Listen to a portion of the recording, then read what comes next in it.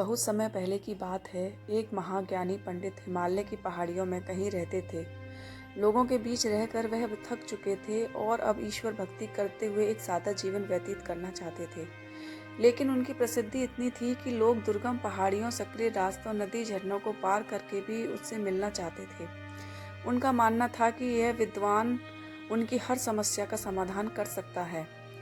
इस बार भी कुछ लोग ढूंढते हुए उनकी कुटिया तक आ पहुंचे। पंडित जी उन्हें इंतजार करने के लिए कहा।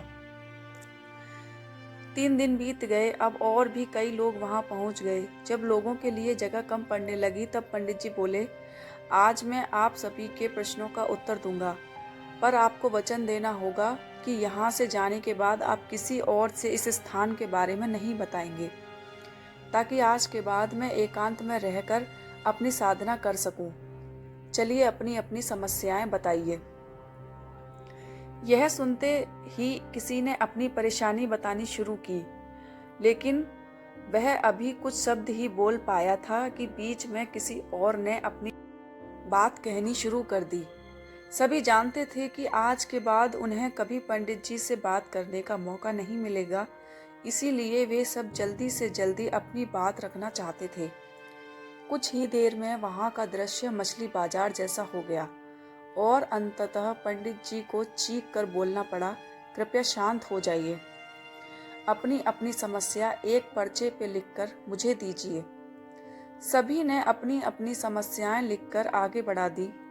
पंडित जी ने सारे पर्चे लिए और उन्हें एक टोकरी में डालकर मिला दिया और बोले, इस टोकरी को एक दूसरे को पास कीजिए।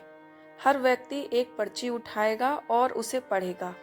उसके बाद उसे निर्णय लेना होगा कि क्या वो अपनी समस्या को इस समस्या से बदलना चाहता है। हर व्यक्ति एक पर्चा उठाता, उसे पढ़ता और सहम सा जाता। एक एक करके सभी ने पर्चियां देख ली, पर कोई भी अपनी समस्या के बदले किसी और की समस्या लेने को तैयार नहीं हुआ। सबका यही सोचना था कि उनकी अपनी समस्या चाहे कितनी ही बड़ी क्यों ना हो, बाकी लोगों की समस्या जितनी गंभीर नहीं है। 2 घंटे बाद सभी अपनी अपनी पर्ची हाथ में लिए लौटने लगे। वे खुश थे कि उनकी समस्या उतनी बड़ी भी नहीं है जितना कि वे सोचते थे।